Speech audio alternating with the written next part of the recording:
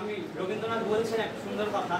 রবীন্দ্রনাথ বলছেন, যদি তুমি ভারতবর্ষকে জানতে চাও তাহলে তুমি স্বামী বিবেকানন্দকে যাও, স্বামী বিবেকানন্দকে পড়ো। তার মধ্যে সবই ইতিবাচক, কোনো কিছু নেতিবাচক। গান্ধীজি বলছেন যে স্বামীজিকে গান্ধীজি বলেছেন যে ভারতবর্ষের প্রতি ভালোবাসা বা শ্রদ্ধা এটা গান্ধীজির এসেছে রামকৃষ্ণ এবং বিবেকানন্দ সম্পর্কিত গ্রন্থ করে।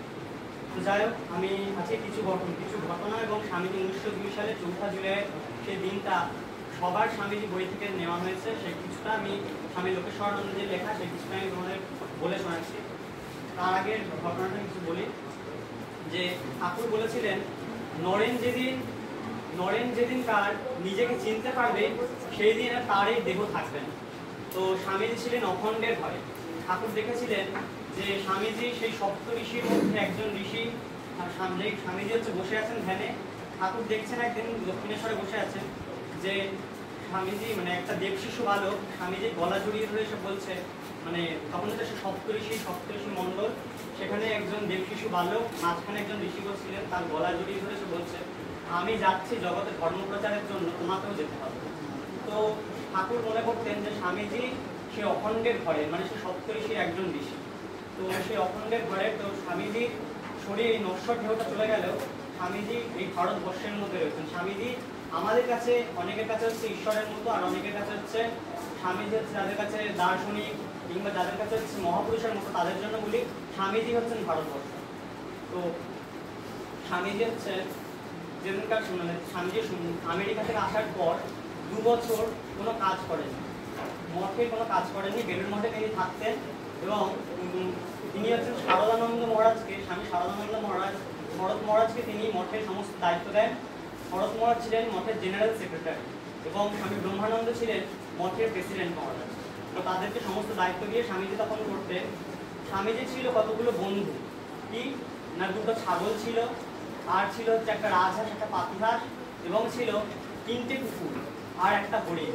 এদেরকে স্বামীজি শেষ জীবনে এদেরকে সঙ্গে করে স্বামীজি ছিলেন। কিন্তু স্বামীজি শরীর যাওয়ার আগে এদের শরীর চলে যায়, শুধু একমাত্র বেঁচে ছিল বাঘা বলে একটা কুকুর ছিল, সেই কুকুরটা স্বামীজির শরীর চলে যাওয়ার পরেও বেঁচে ছিল।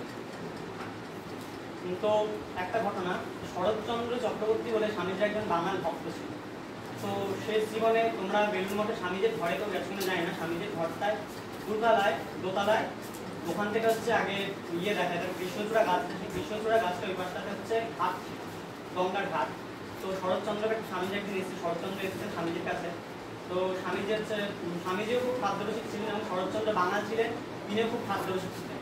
তো স্বামীজি খাওয়া দাওয়ার পরে শরৎচন্দ্রকে হচ্ছে শরৎচন্দ্র যখন যাচ্ছে সেই সময় স্বামীজি দাঁড়িয়ে দেখছেন আর কাঁদছেন।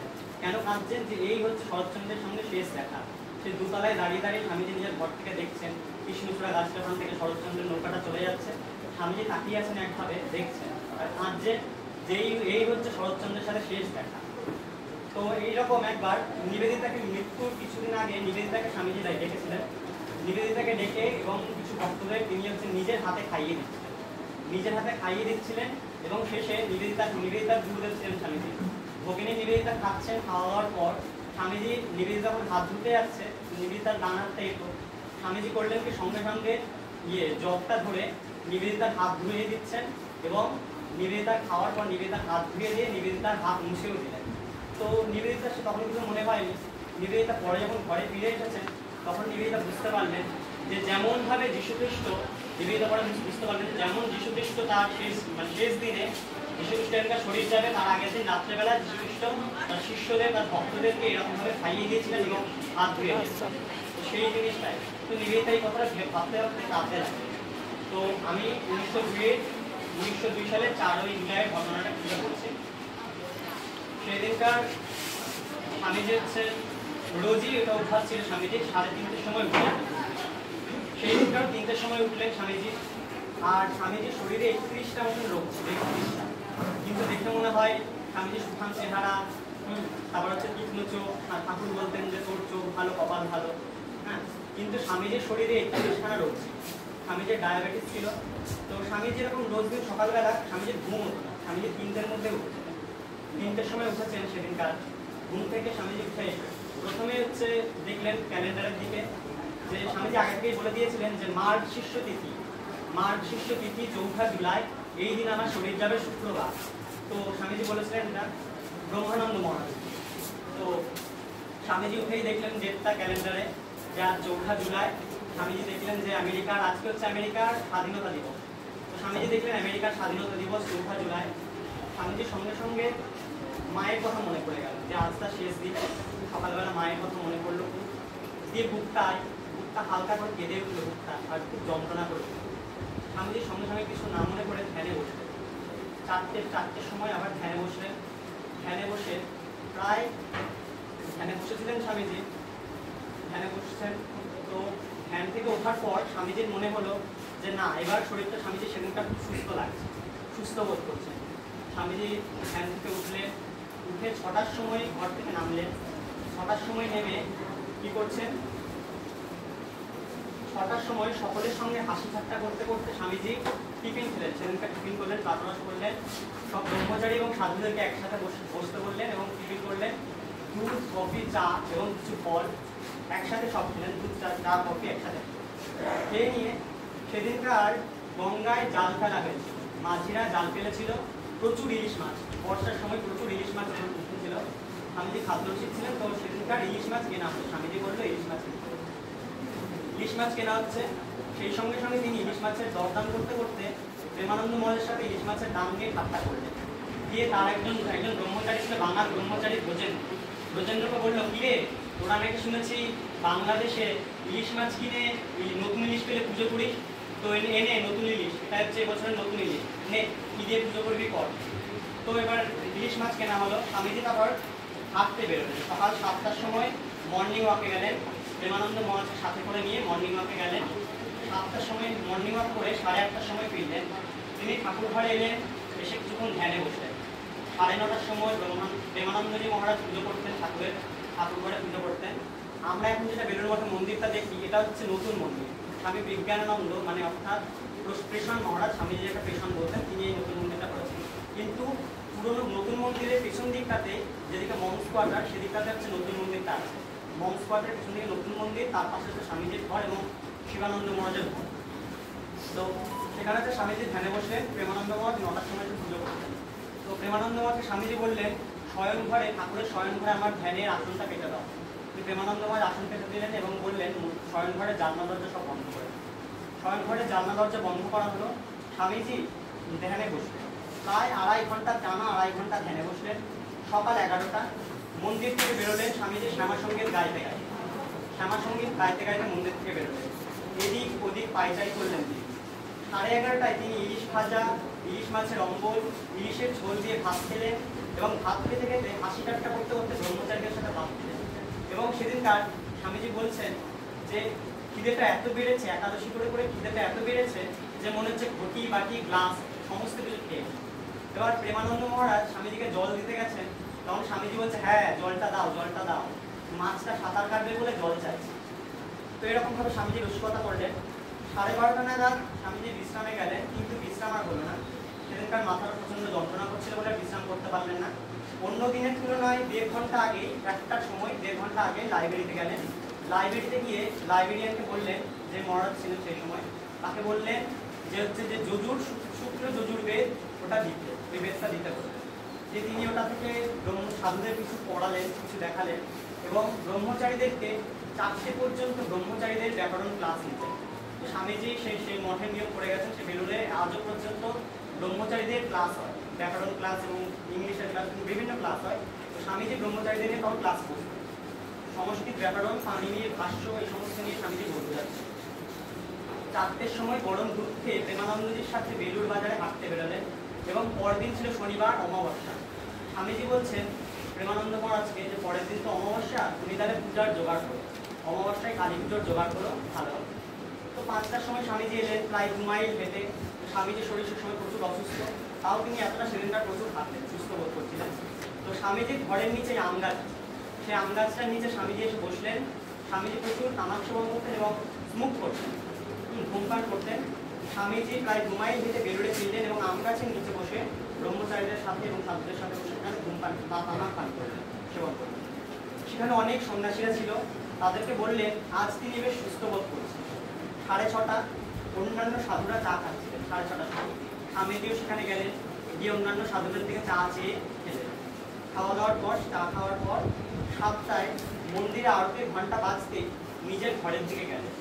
নিজের ঘরের দিকে উঠতেই, সিঁড়ি দিয়ে উঠতেই ব্রহ্মচারী ব্রজেন্দ্র সিঁড়ি দিয়ে উঠছিল এবং তিনি ব্রহ্মচারীদের ঘরে ঢুকলেন। ঘরের দিকে একটু মেরে দেখলেন যে প্রতিদিন মশারিটা কিছু কিছু করে ছিঁড়ে গেছে জায়গায়, ব্রহ্মচারীদের মশারিগুলো ছিঁড়ে গেছে। স্বামীজি সঙ্গে সঙ্গে সুবোধানন্দ মহারাজকে দেখে বললেন যে দেখো, এই ব্রহ্মচারীদের মশারিগুলো ছিঁড়ে গেছে, এদের মশারির ব্যবস্থা করো। স্বামীজি শেষ দিন পর্যন্ত ব্রহ্মচারীদের, সাধুদের প্রত্যেকটা জিনিস পুঙ্খানুপুঙ্খভাবে, খুব কঠোরভাবে লক্ষ্য করেছিলেন। মানে সারা জীবন তিনি কাজ করে গেছেন। তো তিনি হচ্ছেন এবার মশারির কথা বলে তিনি ঘরে ঢুকলেন। ঘরে এসে ব্রজেন্দ্রকে বললেন যে আমার জপের আত্মাটা পেতে দে, আর দেওয়াল থেকে 2 ছড়া মালা, জপের মালা ছিল, সে জপের মালা দুটো স্বামীজি চাইলেন। স্বামীজি চেয়ে নিয়ে জপ করতে বসলেন। বললো আমি যতক্ষণ না জপ করে বেরোচ্ছি তুই ততক্ষণ বাইরে বসে জপ কর। ব্রজেন্দ্র মহারাজ বাইরে বসে জপ করছেন, ব্রজেন্দ্র ব্রহ্মচারী। স্বামীজি ভেতরে জপ করছেন। জপ করতে করতে ঠিক 7:45 স্বামীজি ব্রজেন্দ্রকে ডাকলেন, যাই আমার খুব গরম করছে, গরম লাগছে, একটু বাতাস কর। স্বামীজি জপের মালা হাতে করে মেঝেতে বিছানা পাতা ছিল, বিছানার উপর শুয়ে পড়লেন। ব্রজেন্দ্র মহারাজ হাওয়া করছেন, স্বামীজির মাথায় বিন্দু বিন্দু থাম হাওয়া করে চলেছেন। স্বামীজি বললেন থাক, একটু শ্যামা সঙ্গীত থাক। ব্রজেন্দ্র মহারাজ শ্যামা সঙ্গীত গাইছেন, শ্যামা মাটি আমার কালোরে, স্বামীজি শুনছেন আর শুয়ে আছে। দিয়ে স্বামীজি বললেন বেশ, এবার একটু পাটা টেক। দিয়ে ব্রজেন্দ্র ব্রহ্মচারী পাটা টেকতে লাগলেন। খানিকক্ষণ বাদে স্বামীজি একটু বাঁ দিকে ফিরলেন। বাঁ দিকে ফিরে ডান হাতটা একটুখানি কেঁপে উঠলো, সব কেঁপে উঠলো এবং দুবার জোরে জোরে নিঃশ্বাস নিলেন। একবার 1 মিনিট বাদে, প্রথমে 1 মিনিট একবার জোরে নিঃশ্বাস নিল, আবার 1 মিনিট বাদে আবার একবার জোরে নিঃশ্বাস নিয়ে বালিশ থেকে মাথাটা পড়ে গেল। তারপর কি বলছেন, বালিশ থেকে মাথাটা পড়ে গেল স্বামীজি। দিয়ে তখন হঠাৎ করে স্বামীজির ডান হাত কেঁপে উঠলো শুয়ে পড়াতে, মাথায় বিন্দু বিন্দু ঘাম। তিনি বাচ্চা ছেলের মতো কান্না শুরু করলেন। মিনিট 2 পরে তিনি একটি দীর্ঘ নিঃশ্বাস ছাড়লেন। মিনিট 2 পর আবার সেই সঙ্গে সঙ্গে মাথাটা নড়ে উঠলো, বালিশ থেকে সরে যায় মাথা। চক্ষু দুটি অর্ধ উন্মিলিত অবস্থায়, হালকা চোখ খোলা আর লাল হয়ে গেছে। দেখে মনে হচ্ছে যেন শিব, স্বয়ং বিশ্বেশ্বর বিশ্বনাথ শিব যেন ধ্যান করছে এবং চোখ বুঝে যেন ধ্যান করছে। তার হাসি, তার ঠোঁটে স্বর্গীয় আভা ফুটে উঠলো। ব্রজেন্দ্র ভয় পেয়ে সকলকে ডাকলো। প্রেমানন্দ মহারাজ ছুটে এসে স্বামীজিকে সমাধিস্থ দেখে কানে কানে গুরুমন্ত্র জপ করতে লাগলেন। 9:30 নাগাদ স্বামী সুবোধানন্দ মহারাজ এসে নারী টিপে দেখে সঙ্গে সঙ্গে ডাক্তার ব্রজেন্দ্র মজুমদারকে ডাকতে পাঠালেন।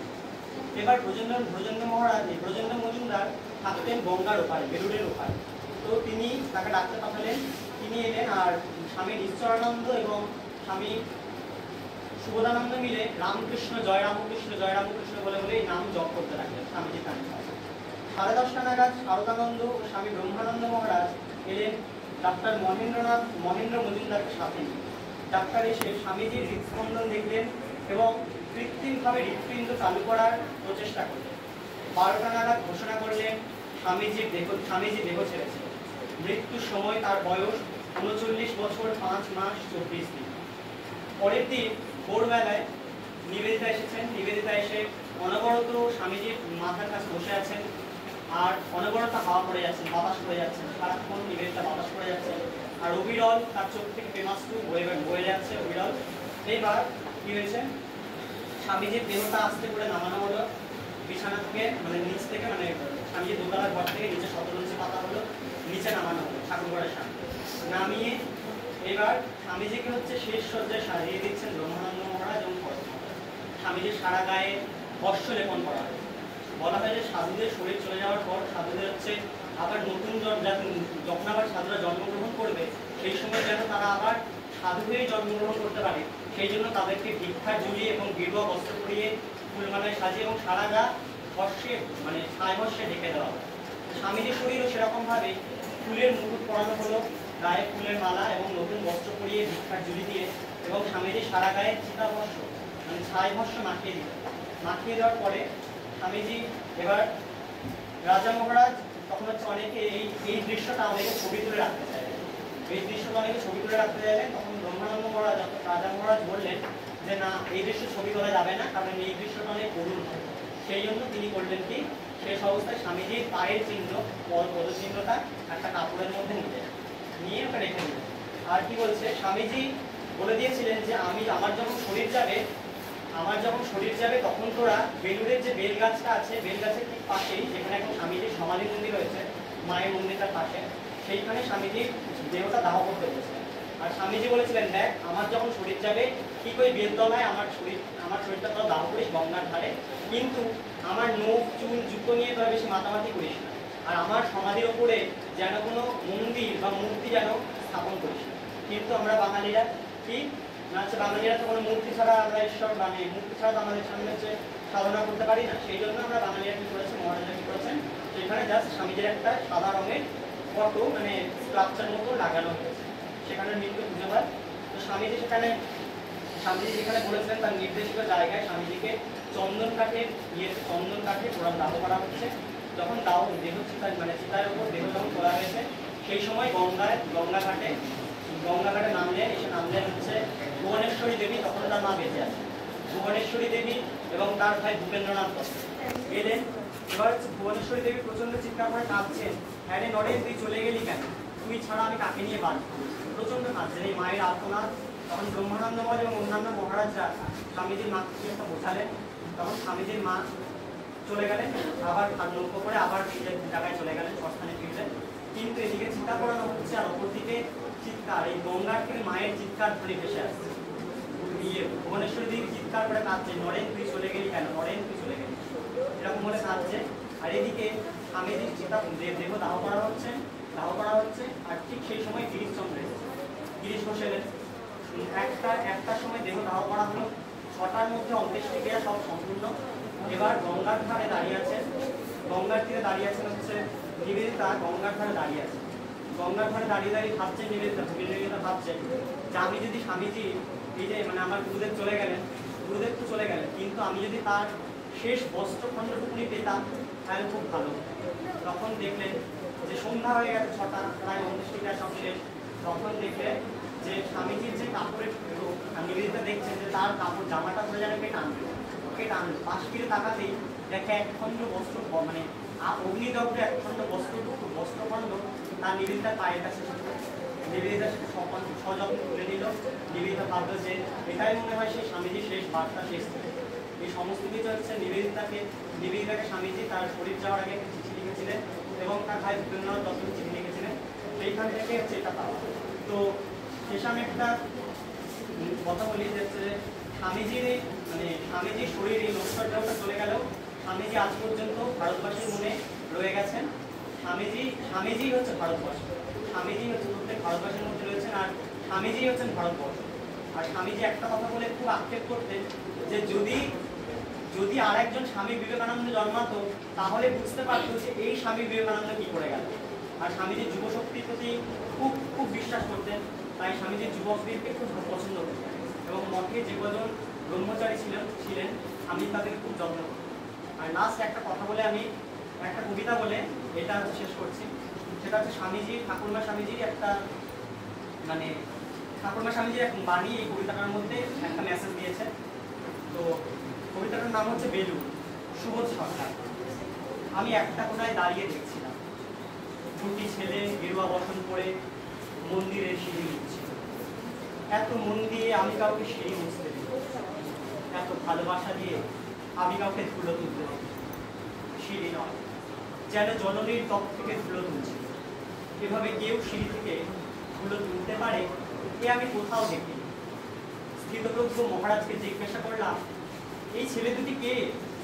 মহারাজ মৃদু হেসে বললেন, একজন নিউক্লিয়ার ফিজিসিস্ট, একজন IBM এর 6 লাখ টাকার চাকরি ছেড়ে এখানে এসেছে, সিঁড়ি ধুতে এসেছে। যে সিঁড়ি দিয়ে মানুষ উপরে ওঠে তা যেন পরিষ্কার হয়। মহারাজ চলে গেছেন, সন্ধ্যা নেমে আসছে গঙ্গায়, আমার ভিতরেও নামছে সন্ধ্যা। সারা পৃথিবীতে এত সিঁড়ি, সিঁড়িতে এত ডাক, এত ক্রোধ, এত অপমান। আরতি শুরুর আগে মনে হলো যে সিঁড়ি মুছতে পারে না সে কোনোদিন মানুষের চোখের জল মুছতে পারে না। তার একটা কারণ যে আমরা যদি আমাদের অতীতকে না মুছতে পারি তাহলে আমরা সামনের দিকে এগোতে পারবো না। স্বামীজি বলছেন উপনিষদের একটা কথা, চড়ই বেতি, মানে এগিয়ে চলো, সামনে এগিয়ে চলো, পেছন দিকে তাকিও না।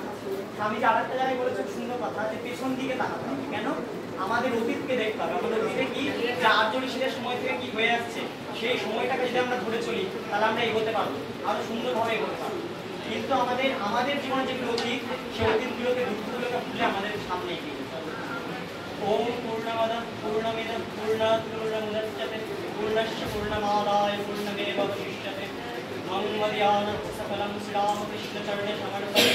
जय श्री गुरु महाराज जी की जय, जय महामाई की जय, जय स्वामी जी महाराज जी की जय, जय गंगा माई की जय।